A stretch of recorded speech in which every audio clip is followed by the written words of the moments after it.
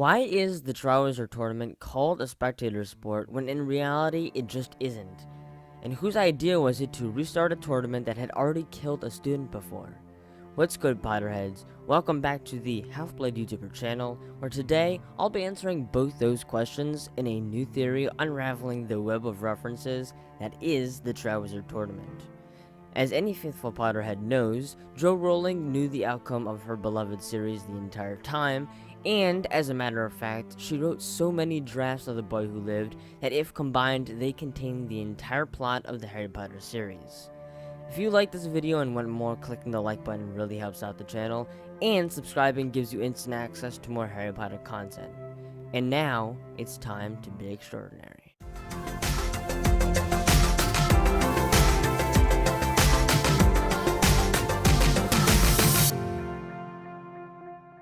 Right off the bat, let's lay down some rough theory guidelines. I'll be following these for the most part, but if I stray from them, don't go in the Patronus section saying, "Oh, he said he would follow the guidelines, but now he's not, so his theory is wrong," because that isn't valid. Anyway, here they are. First task will relate to books 1 and 2.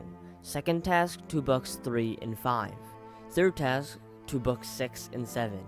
And you probably noticed just from that the books will be referred to as the order in which they were written for this video, because I'm going to be mentioning the book names a lot, and if I were to do that and say the actual name, then that would be a lot more talking than I already have to do right now, so we're just going to go with the numerical order. And now let's start off with the first task and book number 1. Of course, in both books, Hagrid spills the beans. I shouldn't have said that. I should not have said that.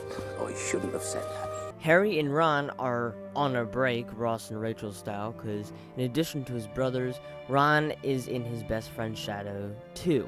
They became friends again because there are some things you can't share without ending up liking each other, and facing a fire-breathing Hungarian horntail is one of them.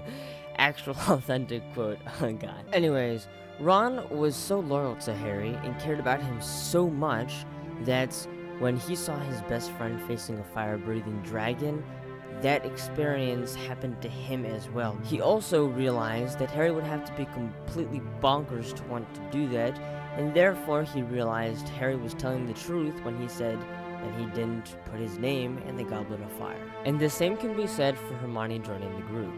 When they were all in that girls' bathroom fighting off that 12-foot mountain troll, that shared experience bonded them for life. Because obviously, as the quote said before, you cannot leave a trauma like that and not be bonded and not just have a common experience that brings you together for life, especially if it's a trauma. And now, just a side question. If dragons are illegal pets, then why are teenagers fighting them, to be honest? To answer my own question, it's actually pretty obvious. They're seriously misunderstood creatures, dragons are. And why not throw in a good old-fashioned plot twist?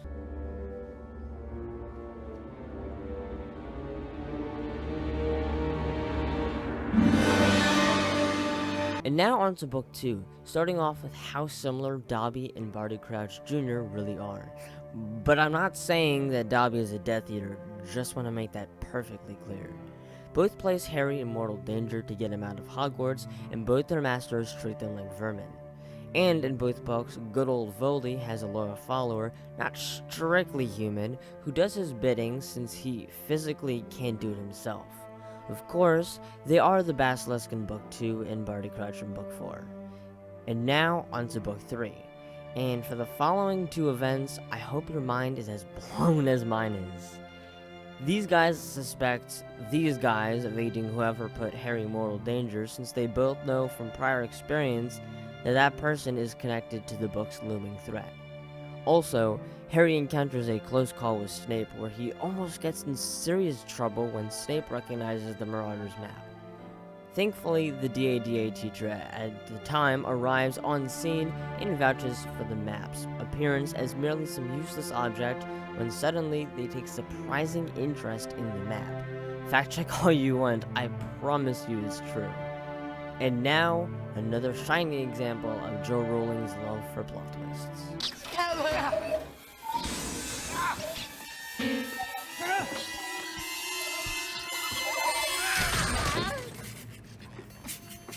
And now we're gonna skip book 4 because that would be referencing a reference, and the only piece of media I have seen successfully do that is the sitcom Community. Shout out Dan Harmon. Also, side notes, now that I'm actually reading over this script and not just writing it, I'm not even sure he was able to successfully do that.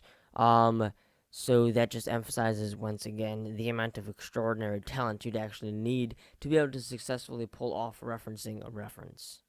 And now onto the third task, starting with book 5, and the explanation of why the Triwizard Tournament is called a spectator sport. Obviously, this is a Harry Potter YouTube channel for Potterheads and not sports fans, so I don't expect you guys to love sports as much as I do, or know what a spectator sport is. A spectator sport has a stadium filled to the brim with fans with a clear view of what's happening on the field. The only problem is, they can only see what's happening, which actually puts them out of the loop for things like referee decisions, or coach decisions, or other situations I can't really think of right now that would require sound on top of sight.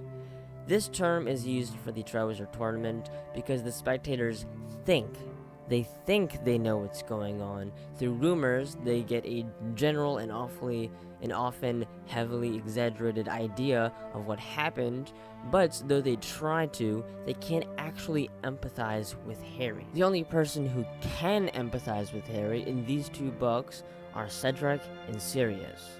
Cedric is the other Hogwarts champion who competes right along Harry, so he can and does provide relatable support. Sirius serves Harry as an outlet for advice and support, as they were both outcasts at the time. The problem is that support is short-lived, as both characters die right in front of Harry when they are most needed. Now I want to focus on a specific moment from the second task. Harry wakes up 10 minutes before the second task, having made barely any progress towards breathing underwater for an hour, when out of nowhere, Dobby pops up and gives Harry the exact solution he was looking for. From the first half of this scene, I see Harry's forced independence, a theme we see throughout the series. The fact is, every possible trauma imaginable happens to Harry in the series. The man who murdered his parents tries to kill him, the Chamber of Secrets is opened, and of course he is blamed. A mass murderer breaks into Hogwarts trying to kill, you guessed it, Harry. He becomes the fourth and only underage champion in the Triwizard Tournament. The man who killed his parents is now fully revived and coming after him. His biggest enemies at Hogwarts are trying to kill the guy who stood by him for the past 6 years no matter what. And in the end, he is the only person capable of saving the entire wizarding world. It seems that through all this trauma, Harry tries to take the full load all by himself. He works tirelessly to keep his loved ones safe to the point it becomes incessant, torturous, and straight up unbearable. Thankfully, Harry has the greatest friends imaginable who always have his best interest at heart. Since Harry does most of the worrying for them, they can find the answers he never could 100 times easier. I decided to put this here because book 5 is when this theme is most evident, I believe. And now on to book 6, and for book 6 I had a really hard time finding anything at all to connect these books, except for the plot twist of course. I'm the half-blood prince. And I finally found something. Did you notice how book 4 and book 6 are the only books in the entire series where the subject of said plot twist is actually helping Harry? Because I sure didn't until I wrote this theory. I mean, Moody literally admits to holding Harry's hand through the tournament, and if you look at Half-Blood Prince after the big reveal, you might notice that Snape's talent of potions is literally the key to the book's plot. You mind if I put a coincidence I think not here? Oh, you don't mind? You're so kind. And that brings us to the final book, where I was practically grasping for straws for a connection now, because I developed this part of the theory while almost completely brain dead, which, funny enough, is how I feel now writing this script. This book contains only the second instance of Death Eater DADA teachers, and I think we all know the other one. Gilderoy Lockhart, of course, the poor imbecile who is as easy for Tom to manipulate as his favorite pineapple-loving potions master.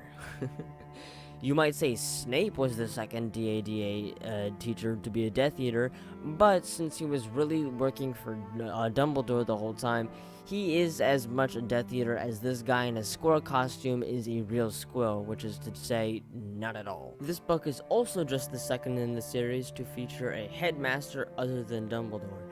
Before you say it, Umbridge was High Inquisitor, not Headmaster. They are very similar jobs with very different titles. And that's it for today. If you like this theory, click the like button. It really supports the channel. You can subscribe with the logo on the left for more totally tubular Harry Potter content, and ringing the notification bell will notify you of content to come. But that's all for now, so stay extraordinary. Peace.